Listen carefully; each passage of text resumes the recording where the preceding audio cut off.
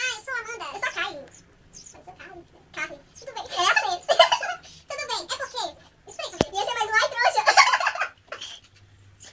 Não. Karen, trouxa. Tá, parei. Olá, tudo bem? Oi, tudo bem? Posso falar uma coisa? Deus vai te matar. Mas vai te ressuscitar. Deus vai te matar e vai ressuscitar. Deus vai te matar e tu vai matar. Sei.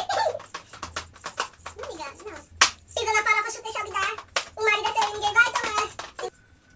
Os perversos, ele tem menos chance de machucá-los se você não já é uma vítima. Eu lembro de uma jovem filha de um fazendeiro, medindo cerca de 1,60. Ela era maior que eu, de altura, e pesando menos de 30 quilos.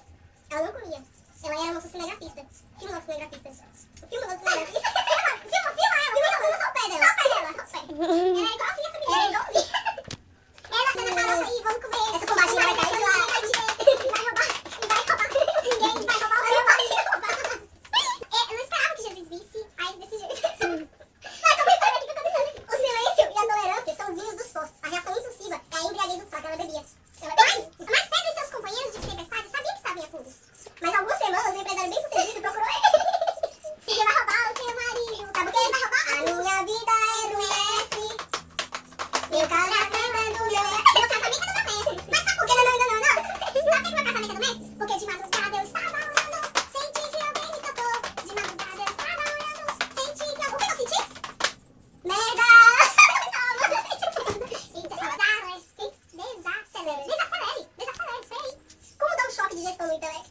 O que é intelecto? A cachoeira de mistério vai descer. Coisa música. Vai me molhar, vai te molhar, vai nos molhar. Molhar Ana Paula Valadão. Ela vai me molhar, essa mulher já senti. Ai, que nada falar. E nós deixamos esse jogo aqui no chão, vamos, gente, esse jogo. Que vai molhar todo. Tem um anjo aqui, tem um anjo ali, tem um anjo lá. 20 quilos. 20 quilos. Peraí.